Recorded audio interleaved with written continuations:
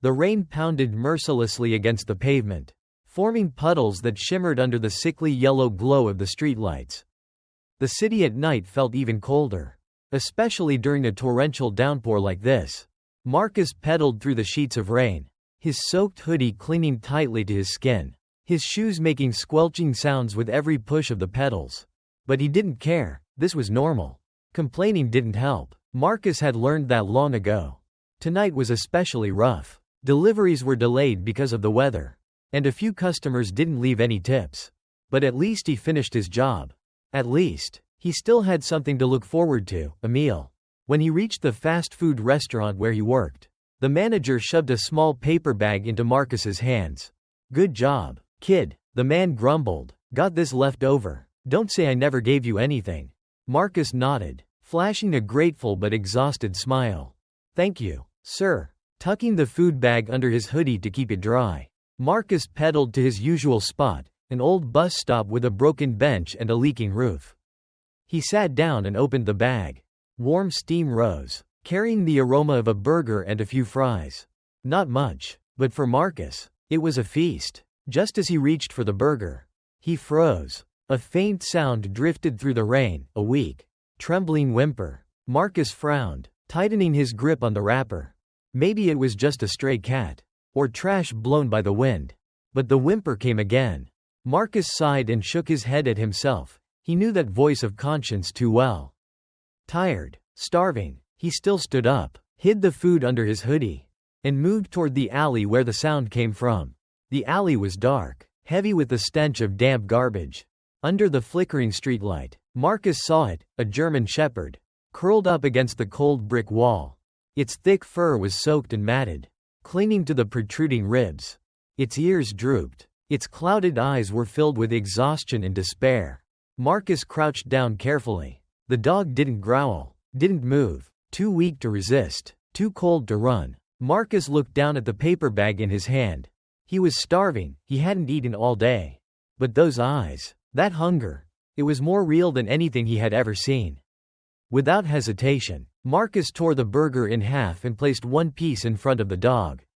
At first, it didn't react. It just stared. Then slowly, it stretched its neck, sniffed lightly, and in an instant, the burger disappeared into its wet jaws. A tail gave a faint wag, the first sign of life. Marcus chuckled softly. "I get it," he whispered, offering the remaining piece. After the small meal ended, the rain had softened to a sparse drizzle. The dog lifted its head, licked its nose, and its eyes seemed a little brighter. Marcus looked at it, exhaling, shaking his head with a bittersweet smile. "Looks like I'm not the only stray in this city." Huh? He had no idea, that moment. Under the wet rain, on the dark sidewalk, something had changed forever. The rain had stopped when Marcus returned to the orphanage that night. Though there were no more droplets lashing against his face, the cold still seeped through his thin jacket, sinking deep into his bones. He lay on the old mattress, staring blankly at the peeling ceiling, but his mind was trapped back in a soaked alleyway across the city. He couldn't stop thinking about those eyes, tired, drained, but still holding a faint spark, as if a fragile light had just been lit. Marcus turned over, pulling the tattered blanket over his shoulders. He knew he shouldn't care. It wasn't his business, but he still did. The next afternoon, after finishing his last delivery, Marcus didn't head straight back. He pedaled toward the old alley where he had left half of his dinner the night before. His stomach was growling fiercely, but it didn't matter. He just wanted to know if the dog was still there. The alley was empty. Where it had once lain, there was only damp concrete. No paw prints, no strands of fur, no trace at all. Marcus felt a heaviness sink into his chest. Maybe it had left. Maybe someone chased it away. Maybe it hadn't survived the night. Marcus stepped back, heavily turning toward his bike. But just as he was about to leave, a movement at the edge of his vision made him freeze. In the distance, under the dim glow of a street lamp from the adjacent street, a dark shadow slipped between two buildings. Marcus squinted. It was him. This time, Marcus didn't hesitate. He pedaled toward the shadow. As he got closer, something strange happened. The dog didn't run. It stood there, watching him. Then it turned, and started following. Marcus slowed, glancing over his shoulder. Still that silent, steady gait, those golden eyes gleaming in the night. Watching him without blinking, he let out a soft chuckle. Half teasing, half amazed. So you're following me, huh? Fine, I'll call you Rex. And just like that, Rex followed him to the fast food place. Marcus parked his bike outside and crouched down to instruct. Wait here, Rex. I gotta work the night shift. Rex tilted his head, ears perked up as if he understood. Marcus went inside for his shift, a long, dragging shift filled with cranky customers. Damp cold lingering in the air. And a gnawing hunger clawing at his stomach. When he finally clocked out, Marcus had nearly forgotten about Rex. Until he stepped outside, and saw him, still sitting there, silent, waiting. Marcus felt a pang in his chest for a reason he couldn't name. He didn't understand why, but for the first time in years, he didn't feel alone. He dug through his pockets for the remaining coins, barely enough for a decent meal. But enough for a small box of roasted chicken. Returning, he placed the food in front of Rex. Not much, but better than nothing. Rex sniffed gently, then ate, slowly, carefully, no longer like a desperate creature, but like a friend accepting a gift of trust. Marcus crouched down and stroked Rex's back. You're different, he whispered. Like me, no place to go, but you stayed. In that moment, Marcus didn't realize it yet, but something undeniable had been forged, a bond not born out of pity, but out of two souls too familiar with abandonment, now finding each other. The next morning, Marcus was 5 minutes late for his shift. He had tried, really tried. He pedaled as fast as he could, dodging crowded streets, but still had to stop just to look at Rex one last time. To gently stroke the dog's head before turning into the store. The moment he stepped inside, Marcus knew something was wrong. The manager stood there, arms crossed, face twisted in a scowl as if he'd been waiting. Late again, he said in a flat voice. One more time and you're done. Marcus nodded, offering no excuses. Because what was the point? He just clenched his fists, swallowed his anger deep down, and silently headed into the stockroom to organize the orders. That night, after his shift, Rex was still there, waiting. No barking, no whining, just lifting his head when he saw Marcus. Those eyes, the same steady gaze that almost made Marcus want to cry. He knelt down, touching the thick fur damp with the night's dew. I don't know where you came from, but if you're staying, then I'm not leaving you either. The last bit of money Marcus had was spent on the smallest meal at the store.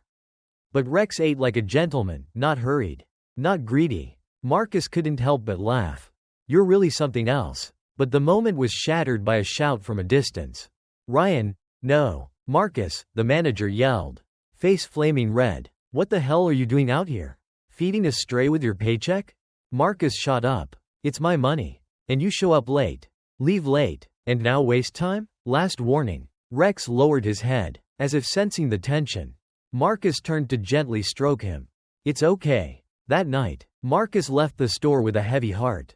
He wanted some quiet, so he led Rex back to the old alley. But when they got there, a group of teenagers was already there. They were laughing, throwing beer cans and rocks toward a corner, and in that corner, Rex was cowering, trying to dodge the hits. Stop, Marcus shouted. They turned. One of them sneered. What, your little mutt? Marcus stepped forward, positioning himself in front of Rex. Don't touch him. A hard shove sent Marcus sprawling onto the wet ground. And in that instant, Rex growled. Not the silent dog anymore, but a fierce storm unleashed. Rex lunged forward, pushing back the biggest teen. Teeth bared, growling with a ferocity that tore through the alley's gloom. The group panicked. Let's go, they screamed. Retreating in fear. Still trembling, Marcus sat up. Rex came back, quietly approaching, licking Marcus's hand as if apologizing for not protecting him sooner. Thank you, Marcus whispered, wrapping his arms around the dog. I have nothing but you. And I'm not letting anyone take you away. That night, two small figures, a boy and a dog, huddled together under the sleeping city. They had nothing, but they had each other. And for Marcus, that was everything. The next morning, the sky was as gray as a tattered blanket covering the whole city.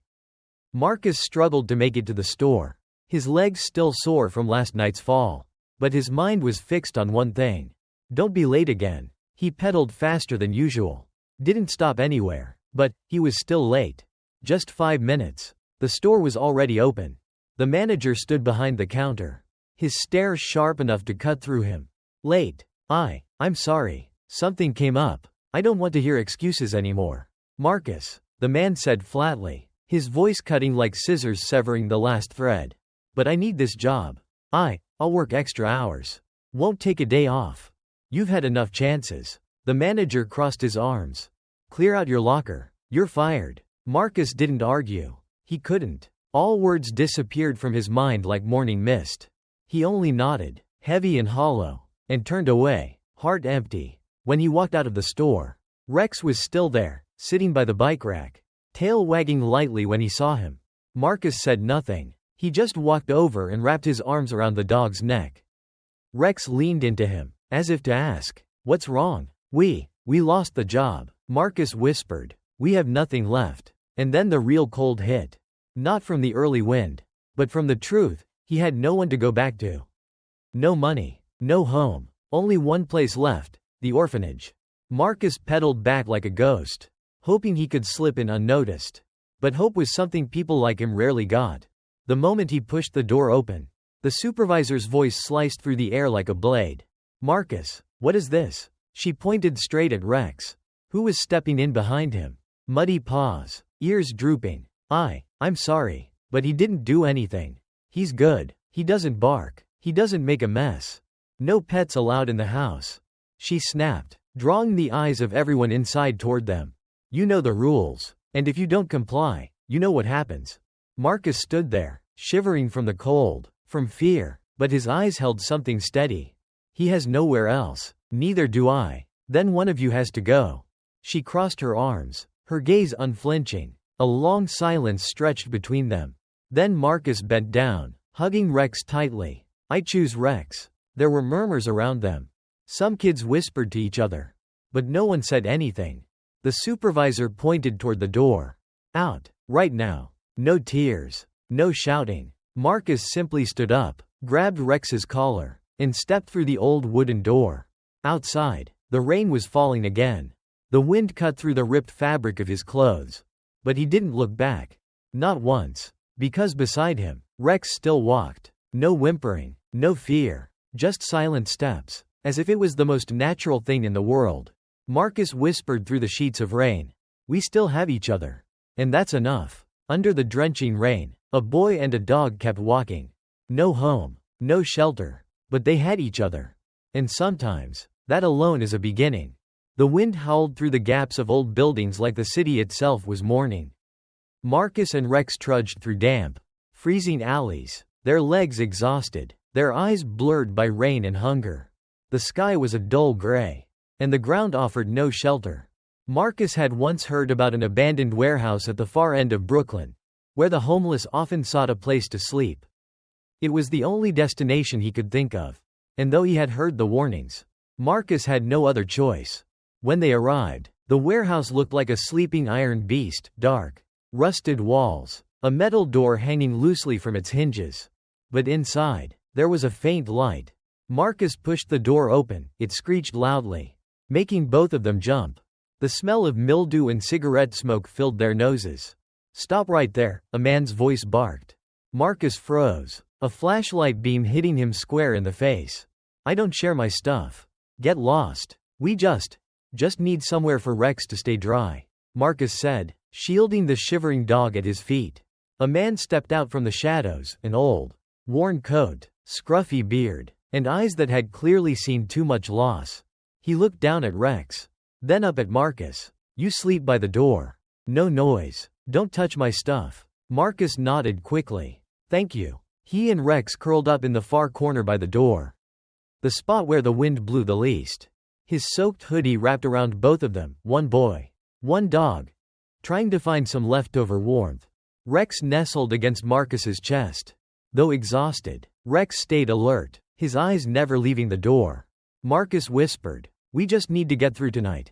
Tomorrow will be better. Rex whined softly, as if answering. But that night, nothing got better. Rain hammered the tin roof, creating a deafening noise, like the clapping hands of darkness. Inside the warehouse, others slept, each a story of loneliness. Their faces turned toward the walls. Early dawn. Marcus was jolted awake by sounds from the street. A loud yell. Running footsteps. Then, a scream. He shot up. Rex was already on his feet. Ears pricked. Growling. Marcus cracked the door open. Under the weak streetlights not far away, he saw a middle-aged man being attacked by two strangers. They were wrestling for his wallet, shoving him onto the freezing concrete. Without thinking, Marcus ran out. "Hey, stop." The two attackers turned, one of them cursing, another dumb kid. But they didn't see what mattered most, Rex. In the darkness, Rex sprang like a lightning bolt. A growl tore through the alley like a thunderclap. Before the man could react, Rex had him pinned to the ground. The other attacker fled in panic. Marcus dashed over, helping the fallen man up. "Are you okay, sir?" The man coughed violently, nodding. Thank you, kid, and your dog." Rex returned quietly, standing next to Marcus, still watching the direction the attacker fled. Soon after, police cars arrived at the scene. "This boy, and that dog, they saved my life," the man recounted, his voice trembling. A police officer took notes. "What's your name, son?" "Marcus," he replied, eyes still glued to Rex. "Where do you live?" Marcus said nothing. The officers exchanged looks. They had seen that look before, the look of a child with no home, no shelter. "And the dog?" Marcus lowered his gaze. "His name's Rex. He's my family." A heavy silence settled. Then a familiar voice called out from behind. "I think this boy and his dog need a place to go." Everyone turned. The man they had saved, David Hanley, was standing, brushing dirt off his jacket. "I owe them a debt I can never repay. And I have space at my house." Marcus froze. David met his eyes, not with pity, but with sincerity. "I once lost everything, but tonight, you gave me a second chance. Now it's my turn to give you one." Rex gave a soft bark. A sound light but firm, as if he understood everything. The smell of toasted bread and coffee filled the air, blending with the soft morning sunlight streaming through the window. Marcus opened his eyes, blinking at the white painted ceiling and the slow-turning fan overhead. A warm blanket was draped over him, something that, just the night before, had seemed as far away as a fairy tale. Beneath the bed, Rex was sleeping soundly, legs tucked in, tail lightly thumping in rhythm with his breathing. Marcus sat up carefully, taking in the small, clean, tidy room. There was a window, a bookshelf, even a painting of a meadow hanging on the wall. No one shouting at him to get up for deliveries. No musty smell. No sound of rain dripping onto concrete. Only peace. Marcus patted down the wooden stairs, his bare feet touching the warm floorboards. Mr. David was in the kitchen, wearing a checkered shirt, pouring coffee. He looked up and smiled. "Sleep well?" Marcus nodded slightly, still a little shy. "Yes, thank you for everything, sir." David pointed at a chair. "Sit down. There's toast, eggs, and some sausage for Rex too. He's starving." Marcus laughed, the first real laugh he had let out in months. As if he understood the words, Rex bolted down the stairs, tail wagging wildly. Breakfast passed in quiet comfort. David didn't ask too much, only shared a few small stories about his work as a security guard, about his wife who had passed away from illness a few years ago, and about this house, the place where he had lived alone ever since. "At first, I thought I could get used to the silence," he said, pouring another cup of tea. "But then one night, I was mugged, knocked down on the street, and a kid showed up, with a scrawny dog braver than any I've ever seen." Marcus lowered his head, silent. David smiled. "I didn't call the police because of that kid. I called hope." Marcus tightened his grip on the cup in his hands. You really don't mind if Rex and I stay?" David looked at him for a long moment, eyes unwavering. "Marcus, a kid who gives up half his last meal to feed a starving dog, then risks his life to save an old man on a freezing night, deserves a home. Not out of pity, because you deserve it." Marcus pressed his lips together, trying to hold back tears. "And Rex too," David added, bending down to stroke the dog's head. "He didn't just save me. He's loyal. He knows what's right, and he chose you. That's enough." In the weeks that followed, Marcus's life began to change, bit by bit. David took him to a local youth center, where they had programs for tutoring and skills training. Marcus started learning again, from scratch, math, English, even technology. At first, he was awkward, sitting silently in class, avoiding people's eyes. But slowly, thanks to the encouragement of a teacher named Claire and the curious but non-judgmental gazes of classmates, Marcus began talking, began writing, began dreaming of something beyond just surviving.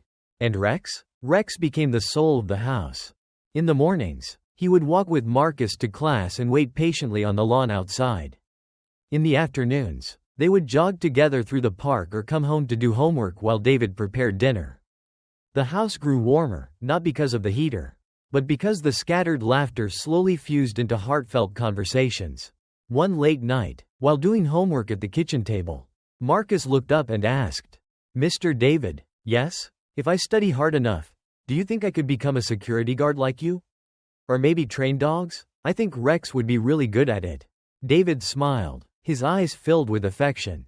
"Marcus, you can be anything you want, as long as you believe in what you choose. And never forget, sometimes, a skinny dog on a rainy night is the greatest gift life can give you." Marcus looked at Rex, sleeping peacefully by the fireplace, breathing steadily, and in his heart, a quiet light began to bloom. The doorbell rang just as night fell. Marcus had just set down Rex's food bowl when he looked up. At that moment, David was out back, adjusting the antenna. Marcus stepped into the hallway, his hand grasping the brass handle of the oak door. Standing before him was a stranger, a man in a dusty black leather jacket, water-soaked boots, and eyes filled with calculation.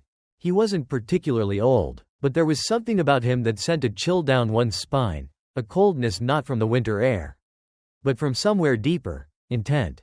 "You're Marcus, right?" the man said, his voice low, hoarse, and sharp. Marcus took a step back, instincts flaring. "Who are you?" The man squinted. "I heard you've been living here, with a dog, Rex. Right?" At that moment, Rex appeared silently behind Marcus, like a shadow, but unlike usual. His back fur bristled, teeth bared slightly, and a low growl rumbled from deep in his throat, a sound filled with warning. Marcus placed a hand on Rex's head, trying to stay calm. "I'll ask again, who are you?" The man sneered. "Let's just say, I used to know that dog. Saw him once at a special training facility. A place where they don't just train dogs, they control them." Marcus felt his hand grow cold. "Rex doesn't belong to you. He's my friend." "Friend?" The man gave a dry laugh. "Friends don't sniff out explosives. Friends don't leap over electrified fences. Friends don't know exactly how to bite down on the wrist holding a knife. Your dog was once an asset. And lost assets eventually get reclaimed." Marcus clenched his fists. Rex moved half a step forward, standing firmly between Marcus and the stranger. Footsteps crunched on the grass behind them. David appeared, holding a coil of copper wire, his gaze steely as a blade. "Is there a problem here?" The man turned slightly, greeting him with a mocking tone. "David Hanley, the famous security man. What an honor." David didn't respond, only glanced at Marcus, then at Rex. "This guy says Rex used to be trained, somewhere," Marcus whispered. David stepped forward to stand beside Marcus. "I know a few places like that," he said, voice low, "where dogs are trained as weapons. No names, no freedom, no choices." "Exactly," the man nodded. "And Hunter, no, Rex, was one of them. High-value asset, and now we want him back." David folded his arms. "Do you have a warrant?" The man chuckled. "No, but I have your address. And the people behind me, they don't need warrants." The air seemed to freeze. A cold wind swept through. Rex let out a sharp growl, his teeth gleaming, but David placed a firm hand on the dog's back, signaling him to stay calm. "Rex doesn't belong to anyone," David said firmly. "And if you set foot here again without a court order, I'll call the police myself." The man stared at Marcus one last time, then at Rex. "Good dog, but it's still just a tool. Sooner or later, it'll return to someone who knows how to use it." Then he turned and disappeared into the night. The door closed. Marcus stood frozen, heart pounding like a drum. Rex remained alert, ears perked, eyes fixed on the door. David sighed. "Looks like Rex's past is a lot more complicated than we thought." "What do you think?" Marcus asked softly. "Will they come back?" David looked straight at him. "Definitely. But next time, we'll be ready. Marcus looked at Rex, the dog that was no longer just a rescued soul but a piece of his own heart. I won't lose him, he said, his eyes burning with something stronger than fear. No matter who they are. David placed a hand on Marcus's shoulder. Then let's get ready, not just to protect Rex, but to protect you too. Because sometimes, to keep the ones we love, we have to learn how to fight smarter, stronger, and the right way. Out in the yard, Rex finally lay down, but his eyes remained open, not out of fear, but because he knew the fight wasn't truly over yet. 3 days had passed since the man in the leather jacket appeared. No phone calls. No shadowy figures lurking beyond the fence. But neither Marcus nor Rex slept soundly. Every nighttime sound made Rex spring to his feet, ears alert. Every unfamiliar car passing by made Marcus's heart skip a beat. David saw it all, and he decided it was time Marcus learned what he had always avoided: how to fight, not just with fists, but with brains and loyalty. That morning, David didn't lead Marcus to the garden like usual. Instead, he unlocked the old garage, a place that had remained tightly shut since Marcus first arrived. Inside was a room heavy with the smell of motor oil and leather. Lined with tool racks, a whiteboard filled with notes, and an empty wooden floor area. In the center was a large backpack, inside it, a protective suit used for training working dogs. "This is where I once trained Hunter," David said, his voice deep but devoid of emotion. "When you saved him from the streets, I thought I had closed that chapter. But it seems, the past isn't ready to let go." Marcus laid his hand on Rex's shoulder. "Do you really believe Rex was once Hunter?" David studied him for a long moment. "I believe this dog has been through hell. And you're the only one who brought him back." He turned, walking to the whiteboard. "You said you want to protect him. Then you need to know how he thinks, how he reacts, and when he needs a command, and when he needs trust." Marcus swallowed hard. "I'm ready." For 3 days, they trained. Marcus learned how to read Rex's eyes, how to recognize when Rex detected danger, and when he was merely startled. David taught him to use verbal commands, hand signals, and even silent cues, the kind that only existed between a human and a dog when trust was absolute. "Hunter used to obey no one but me," David said, eyes never leaving Rex, who sat motionless before Marcus. "But you, Marcus, you're not issuing commands. You're the one he chose." By the afternoon of the 4th day, Rex began doing something he had never done before. He acted based on Marcus's gaze without needing verbal commands. Whether it was blocking a stranger approaching from behind or leading Marcus away from a dark alley, Rex started reading him, and Marcus, in turn, read Rex. "Here," David said, handing Marcus a small laser pointer. "If something happens, shine this on any point. Rex will understand it's a spot to avoid, or to guard." Marcus took it. "And if they really come back?" David looked him straight in the eyes. "Then this time, they won't just face a rescued dog. They'll face someone who's learned how to fight alongside him." That night, as Marcus sat with Rex under the porch, the rain began to fall softly. The breeze carried the scent of damp earth across the backyard. But unlike before, Marcus no longer felt fear. He placed his hand on Rex's back. "You know, I think I finally understand what Mr. David was trying to teach me. Not how to fight, but how to stand firm." Rex licked his hand lightly, his tail giving a small wag. His eyes, no longer those of an abandoned dog, but of a warrior who had chosen his teammate. Marcus looked up at the sky. "And if they come back, this time, we'll be the ones waiting for them."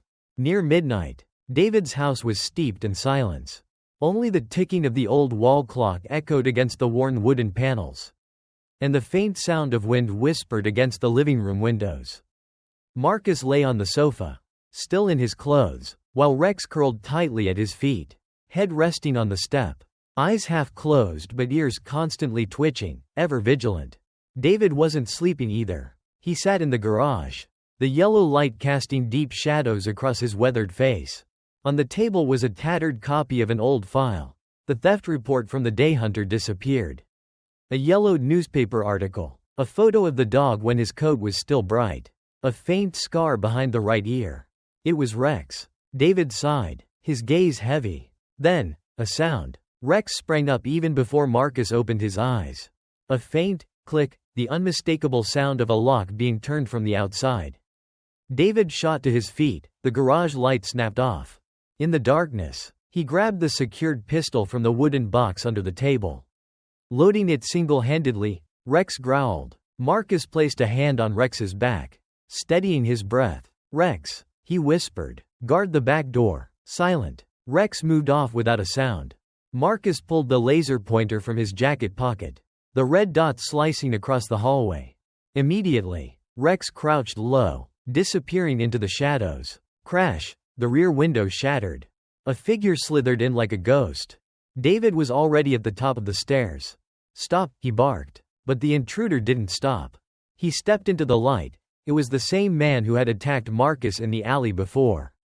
But this time, there was no smirk, no drunken stumble, only cold, dead eyes, as if he had nothing left to lose. "I'm here to take back what belongs to us," he said in a low, grating voice. "The dog, it's marked property. It's not yours, not his." Marcus stepped out from the darkness. "And what about me? Am I nothing to him?"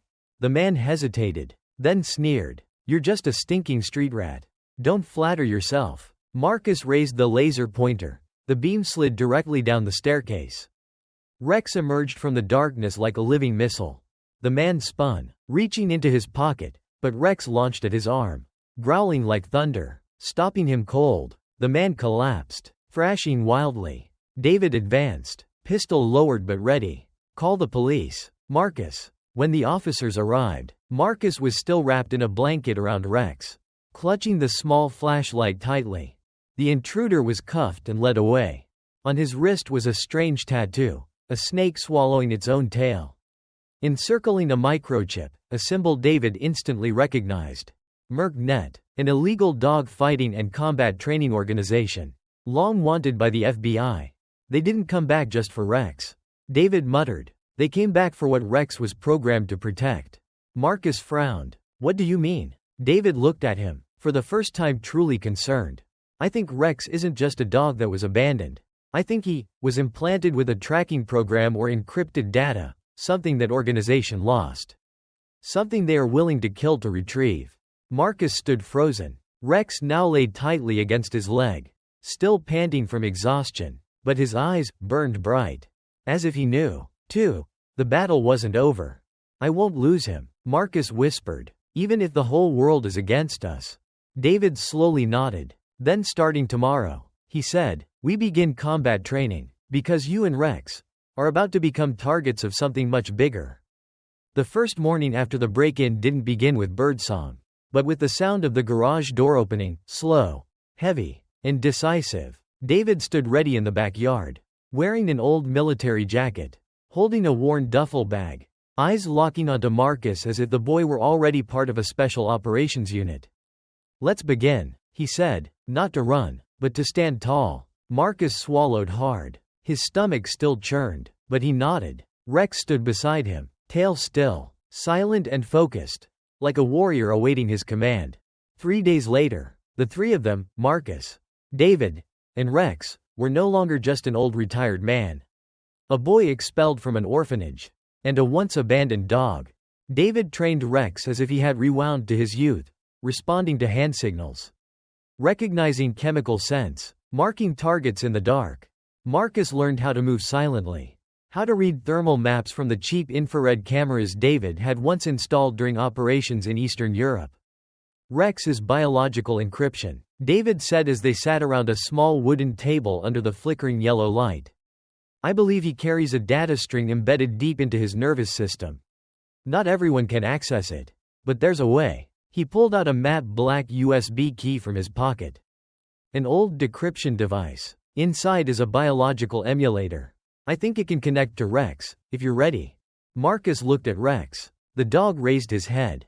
Those quiet, loyal, ready eyes staring back. "I'm ready," Marcus whispered. That night, as the sun dipped beyond the horizon, they connected Rex to the device. In an instant, the darkened room lit up with cold blue LED lights. The screen trembled. "Loading. Secure data. Mercnet_Guardian_Protocol_."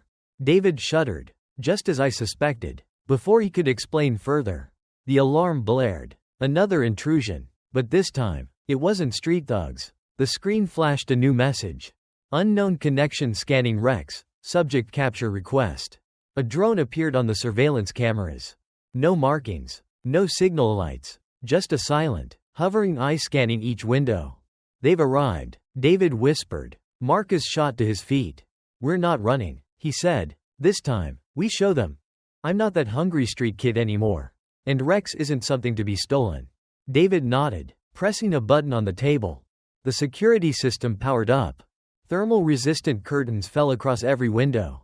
Rex stood ready, beside Marcus, as if they had been born to fight together. A knock at the door. Not a bang. A rhythmic knock, 3 times, slow and deliberate. David stepped forward, shotgun in hand. Marcus stood beside him with Rex. No fear in his eyes. The door cracked open. Standing before them was a man in a black suit, no badge. No insignia. Behind him were 2 others, hands gloved. Earpieces in place. I'm Agent Kessler, he said. I'm here to retrieve Unit Rex. By national order. He's not a unit. Marcus spoke up. He's my friend, my family. The man smirked. And a homeless boy is going to defy an entire government program? Not alone. David stepped forward. I am a former security advisor for Project Guardian. And Rex doesn't belong to you. If you're still calling him a unit, then you clearly don't understand loyalty at all. Kessler stared at David for a long moment. Then stepped back. They'll come, he said. Not me, the ones who don't knock. Then he turned and disappeared into the night. No one tried to stop him. That night, David left an envelope on the table. You'll need this, he said. Money, documents, a safe location, and a chance to get Rex somewhere secure. Marcus hesitated. What about you? David smiled faintly. I once ran. This time, I choose to stand. By dawn, Marcus and Rex had vanished off the radar, leaving behind nothing, except a hastily scrawled message on the backyard wooden board. We're not running. We're finding a place to fight fair. And so, the boy who once slept under a broken bus stop was now the one carrying a dog that held biological codes capable of tipping the balance of an entire global control system. And the journey of Marcus and Rex was only just beginning.